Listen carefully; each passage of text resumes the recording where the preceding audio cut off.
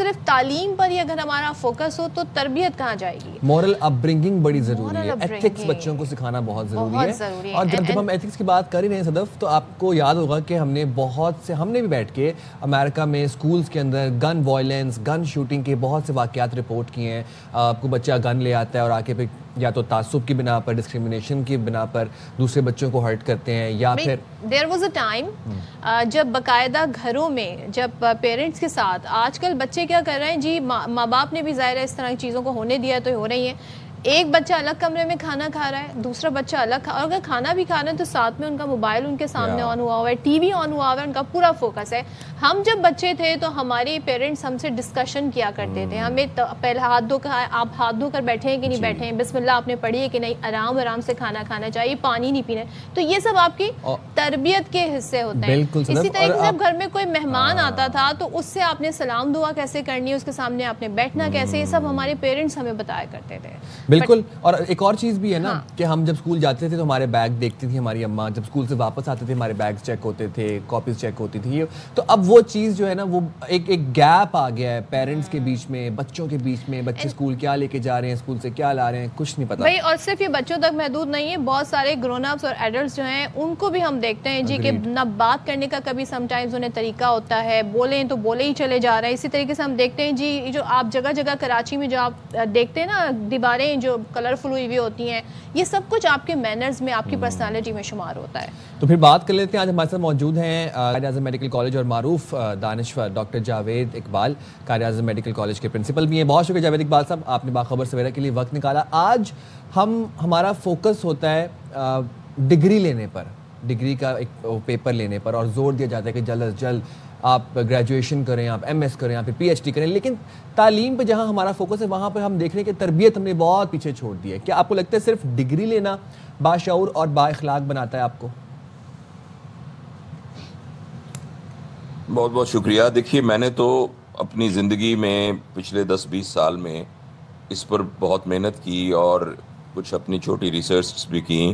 میں تو اس نتیجے پر پہنچا ہوں، اور اس کی جو بچوں کی تربیت کی نفسیات ہے اور سائنس ہمیں یہ بتاتی ہے کہ ہمارے بچوں کا جو بھی مینٹل فریم ورک ہے وہ زندگی کے پہلے 5 سال میں ڈیولپ ہو جاتا ہے.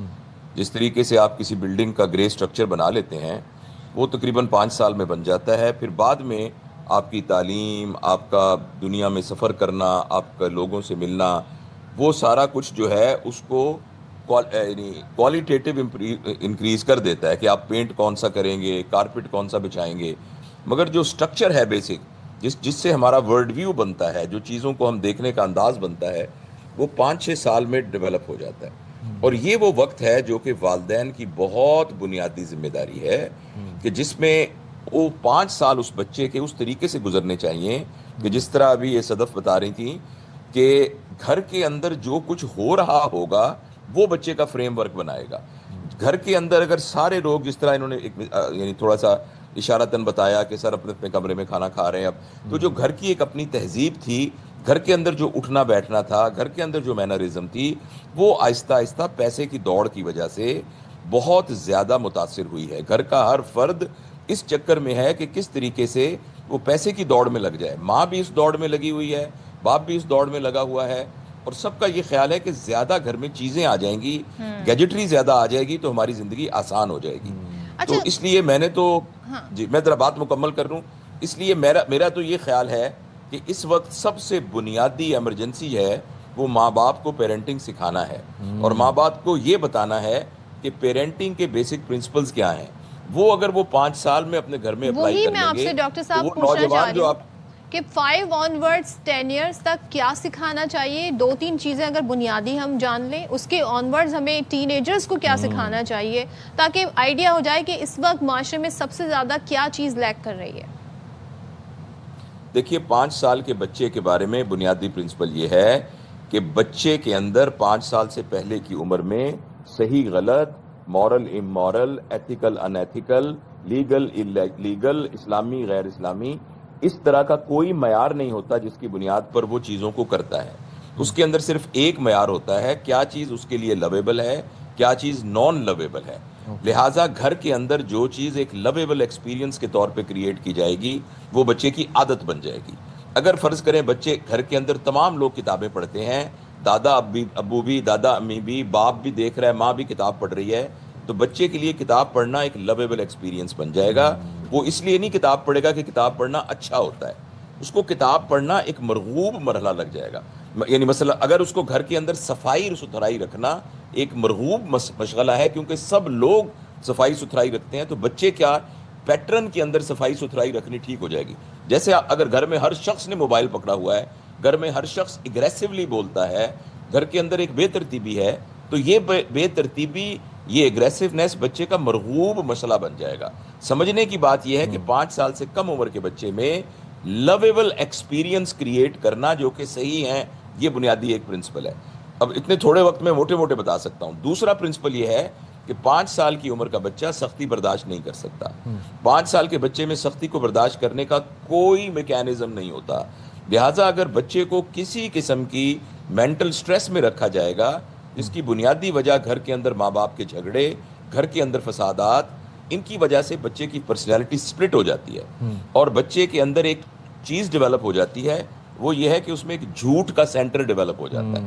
وہ بچے جن کے گھروں میں سختیاں ہوتی ہیں, اس میں بچہ جب اس سختی, چاہے وہ سختی ایکڈیمک سختی بھی ہو, کہ تمہارے نمبر کیوں نہیں آ رہے, تمہارا اے گریڈ کیوں نہیں آ رہا, تم یہ ناک میں انگلی کیوں ڈال رہے تھے, یہ ایسے کیوں بیٹھے ہوئے تھے, فلاں, کوئی بھی سختی 5 سال کا بچہ برداشت نہیں کر سکتا.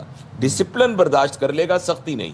تو ایسے بچے کی پرسنالٹی سپلٹ ہو جاتی ہے, وہ جھوٹ بولنا شروع ہو جاتا ہے. ڈاکٹر صاحب جب آپ نے بھی پیرنٹنگ کا ذکر کیا, پیرنٹنگ میں ایک اور بڑی کروشل چیز ہے جس پہ میں چاہتا ہوں کہ آپ روشنی ڈالیں. ایک تو یہ کہ جب ہم اپنے بچوں کو سب کے سامنے ڈانٹتے ہیں یا ان کو ڈی موٹیویٹ کرتے ہیں, ایک تو اس چیز پہ روشنی ڈال دیں کہ یہ کتنا ڈسکریجنگ ہے, یہ کتنا لیک آف کانفیڈنس پیدا کرتا ہے بچوں میں with the passage of time جب وہ بڑے ہوتے ہیں. اینڈ سیکنڈلی جب اپنے بچوں کو ہم فزیکلی ہرٹ کرتے ہیں, مار پٹائی والا جو پیرنٹنگ کا سسٹم ہے خاص طور پر ہمارے معاشرے میں بڑا انسٹلڈ ہے, اس پہ بھی تھوڑی روشنی ڈال دیں.